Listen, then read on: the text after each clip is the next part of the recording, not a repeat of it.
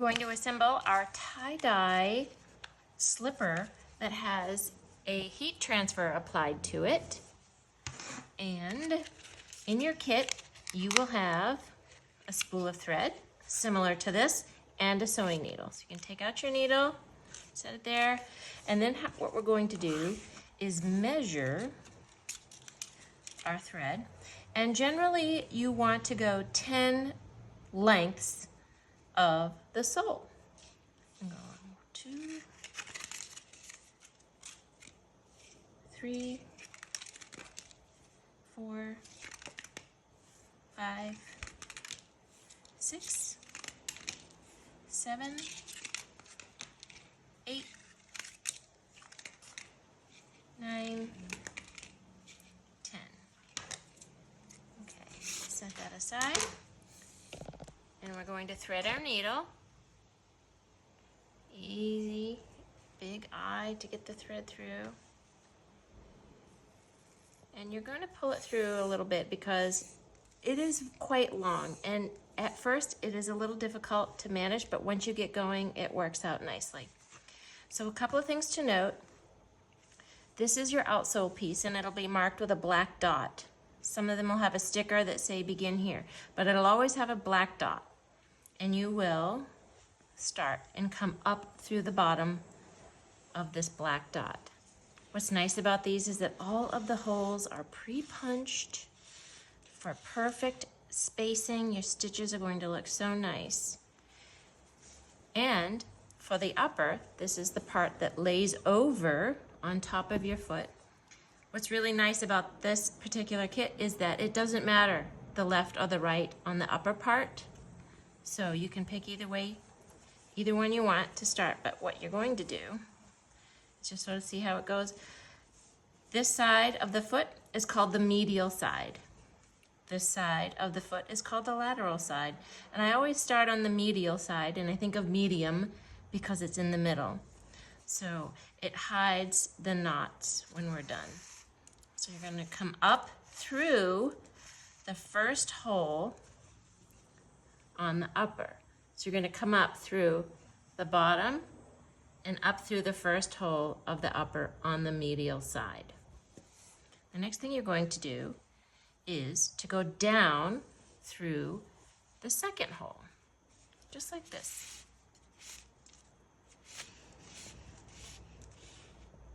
There we go. And today we're going to use the blanket stitch. It's one of my favorite stitches. It just seems to lock everything in place and it looks so professional when it's done. And then we're going to go under the loop that we just made, just like this. And you're always going to go inwards towards the work, not out, but in. And pull your thread. Like I said, you want to keep it on this side of your work as you're pulling it through because it likes to get caught on everything. All right, so now we have completed our first blanket stitch. And this really is the most difficult. Once you get beyond this, it'll be much easier. Okay, it's just getting started. And then we go down through the third hole, just like this.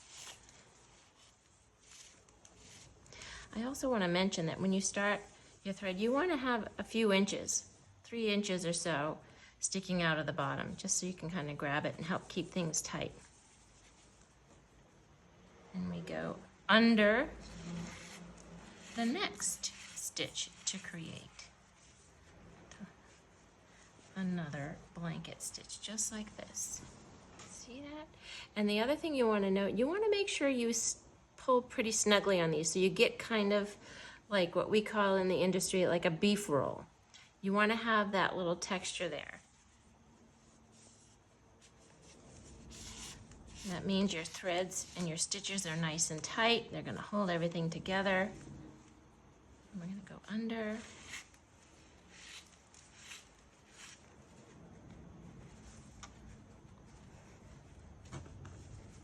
There we go. Let me just keep going.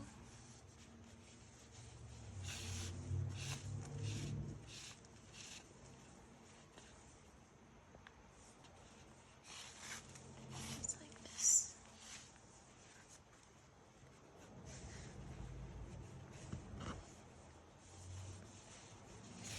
easy it is.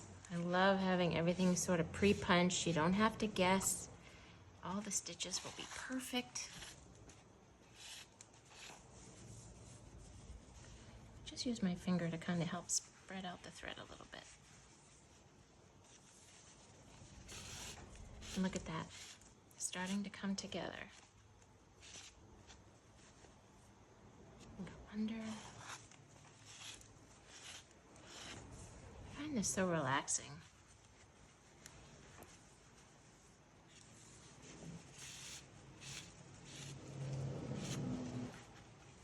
And who doesn't love a cozy pair of slippers? Come on.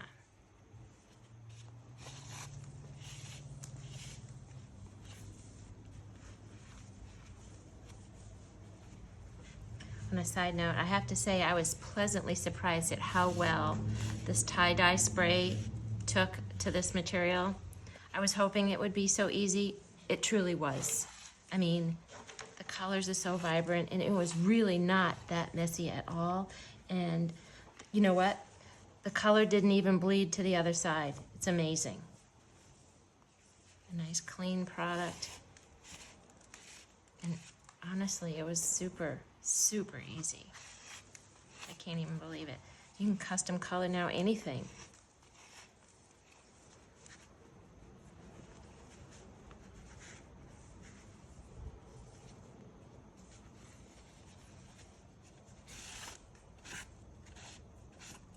Don't worry, sometimes your thread doesn't like to behave. You just undo it and pull it back through.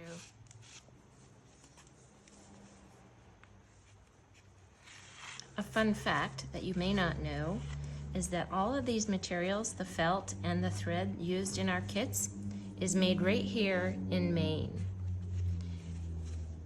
The felt material, which we have a patent pending on, is made of recycled polyester and wool, which is sort of a nice, the wool gives it the warmth and the polyester gives it the softness and the strength that you need for a nice pair of slippers. And the thread also is made right here in Maine. It's a family-owned business. Just thought I'd share that. We like to support our local businesses.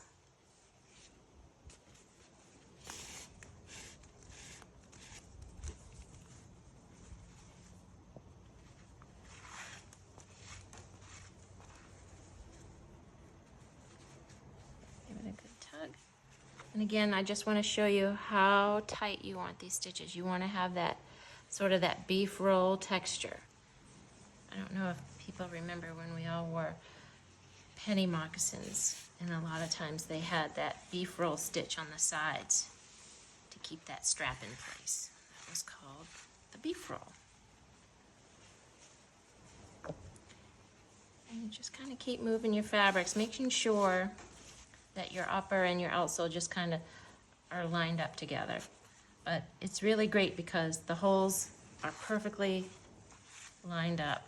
And another note, you do not want to skip a hole. If you skip a hole, you'll have to undo it.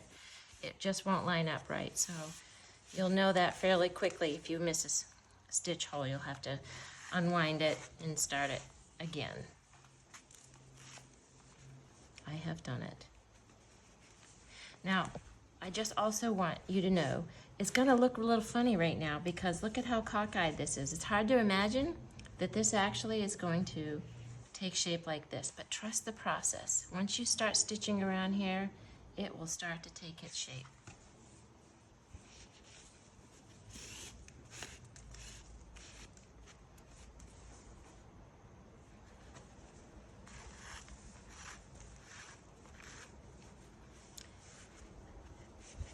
These kits are easy to travel with, by the way. They're airport friendly. You can easily get through security with these kits. I have multiple times. They're fun to stitch on a plane if you ever just want to reduce your screen time. Or if you're just cozy at home by yourself, you can stitch one of these up while watching a movie. You can have a whole pair done by the end of the movie, or if you can have a bunch of friends over and You're working together, you can create your own Christmas gifts. You can personalize these any way you want. It's almost limitless. There are several links that you'll see here. I'll show you other possibilities that you can do. If you're at all crafty or creative, there's no stopping the personalization you can do here.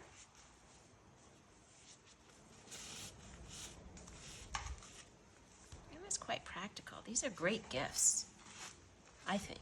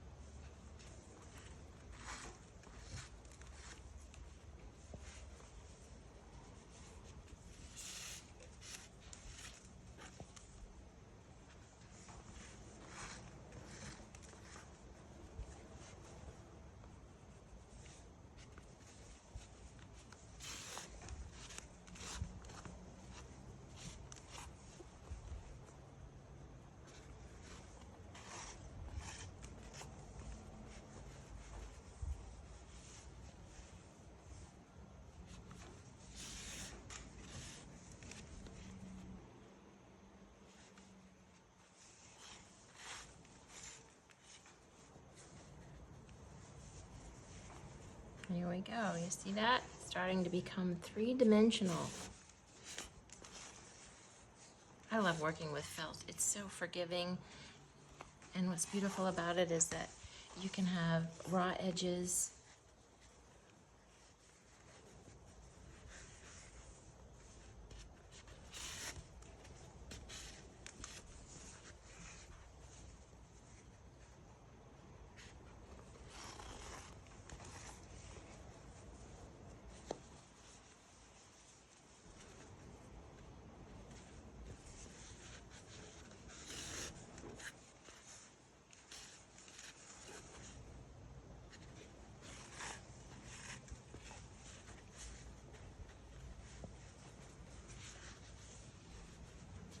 Takes me, like I said, I can do a pair of slippers by the time it takes me to watch a movie, but this, sitting here like this, takes me about a half an hour to make one slipper. Definitely keep your thread on the front side there. It's also a waxed thread, and while it sometimes can be a little challenging, the good thing about it, and what I like about it, is that because of the wax, it really kind of stays in place when you make a stitch. It doesn't loosen up typically. So once you make a stitch, it kind of just stays there. It sticks to the fabric and locks it right in.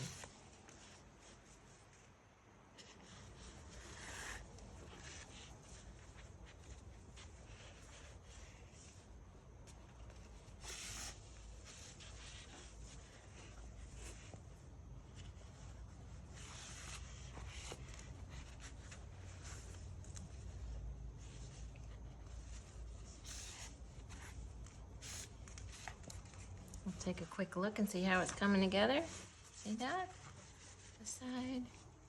Look at the bottom side. Look at how nice those stitches look. And I just think the yellow-orange color pops on this purple. Just makes it so much more fun, doesn't it?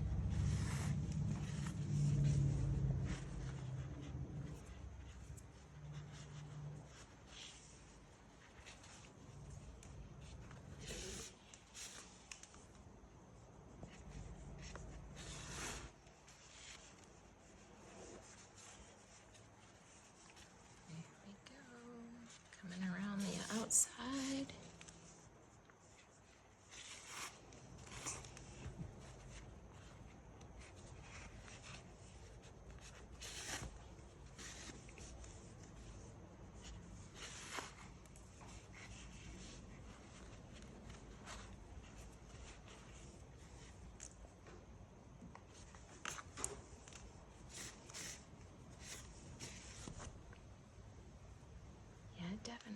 likes to stick to itself. I got a little knot right here. I'm just gonna loosen it up. There we go.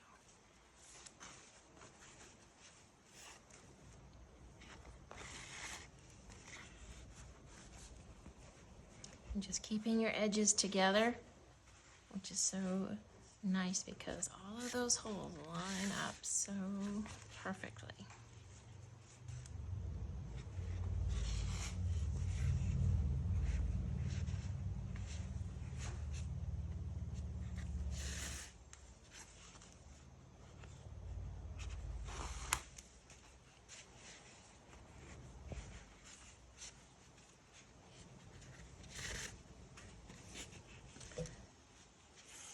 We have another exciting update coming. Hopefully next week we will be able to make kid sizes. We've ordered the dyes and they should be coming. I'm just untangling my thread again because this guy likes to be twisted. I'm just gonna, there we go.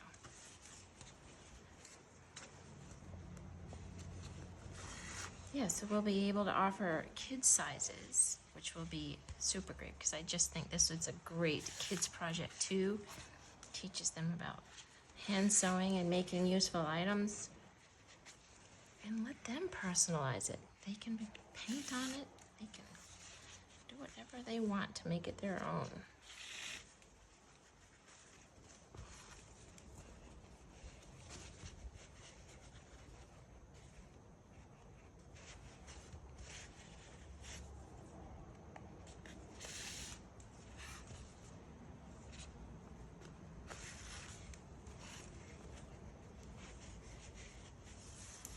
Almost tail a little bit. There we go.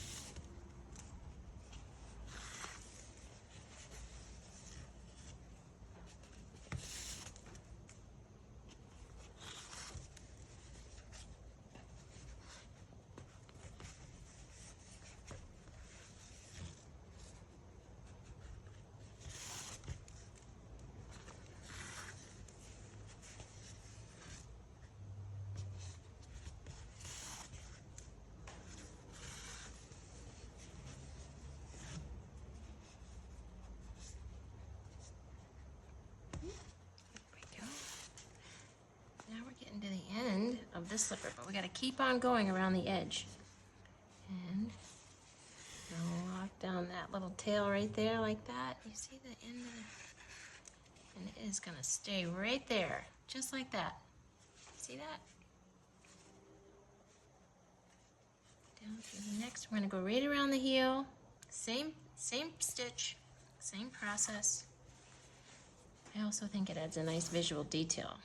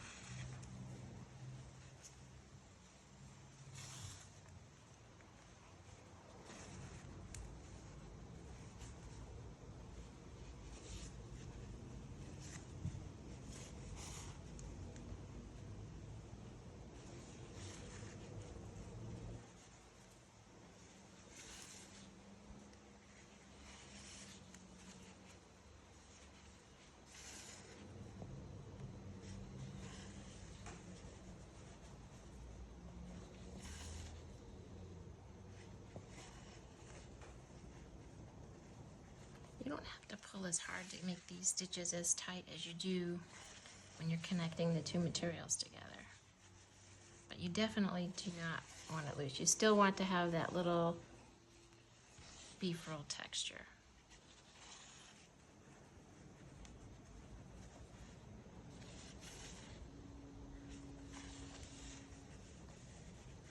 I just think it adds a nice finishing touch around the heel.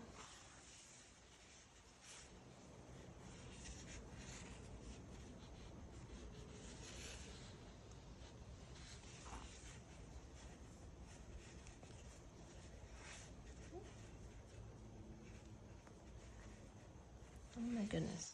What happened? There we go.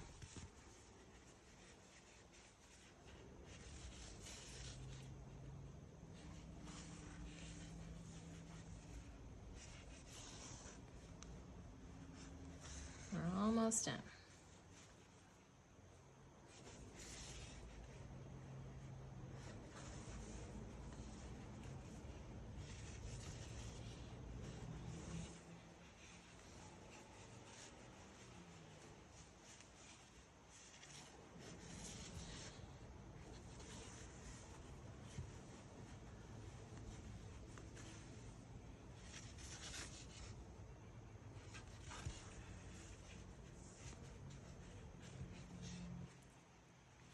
Okay, so now we are coming back to the hole where we started, okay?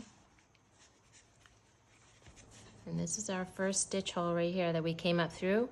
And now we're gonna go down through that first hole, out the hole where we started. And kind of give it a little tug, and you're gonna finish that blanket stitch, and you're gonna go back down, and give it a little tug, actually, both of them, and back down through that same hole again. Just like that, and pull both of these tight. Just like that, and there. So now that we have both threads out, here, I like to just trim it for a minute here. It helps make it a little more manageable. You're just going to tie a double knot right here. One, nice and tight. Two, and then you're just gonna put this back on your needle, and I'm gonna show you something really nice to kind of hide those threads. Okay, so they're on our needle, and you're gonna go down through the second hole that you started, but you're not gonna go all the way through the top. You're just gonna poke it through the inside of the slipper right here and pull the needle out and give it a trim, and then it just tucks it in just like that, you see? And just give it a little shape, and voila! Look at this! Isn't that the most fun little project? And a beautiful slipper. What a nice gift. Thank you for watching.